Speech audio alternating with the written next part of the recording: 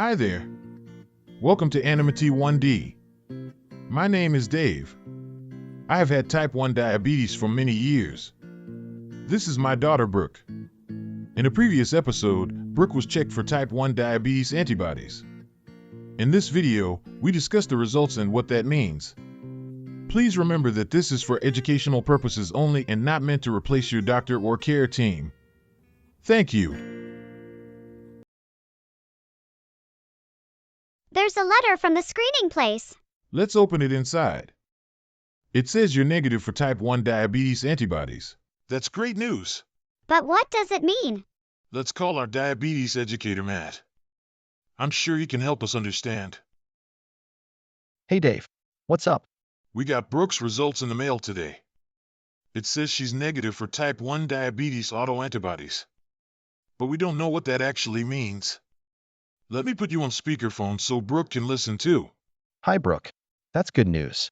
Being negative indicates that there are no signs that Brooke's immune system is attacking her pancreas, and that her risk of developing type 1 diabetes is lower than if she tested positive for autoantibodies. So I'm not going to get type 1? A negative result doesn't mean zero risk. It means your risk is about the same as someone who doesn't have a family member with type 1, about 1 in 300. So she's at average risk?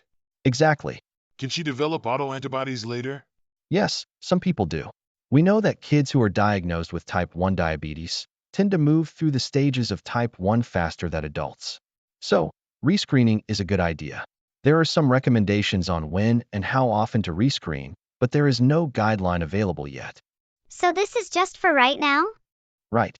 But it's still reassuring. And it's still important to watch for symptoms, like drinking a lot, frequent urination, big changes in energy. When Brooke is an adult, can we stop checking? We don't have enough information in adults yet to know when you can stop checking for autoantibodies. However, if people still have not developed autoantibodies in early adulthood, we think the risk of developing T1D would be very low. Adults do get diagnosed with T1D, but we think that they actually developed autoantibodies earlier in life. I was diagnosed when I was 21. Does that mean I may have had autoantibodies for years before my diagnosis? Yes, that's exactly right, Dave. Got it. Thanks, Matt. Really appreciate it. Anytime. Take care. We hope this gave you some information on what it means if you test negative for type 1 diabetes antibodies.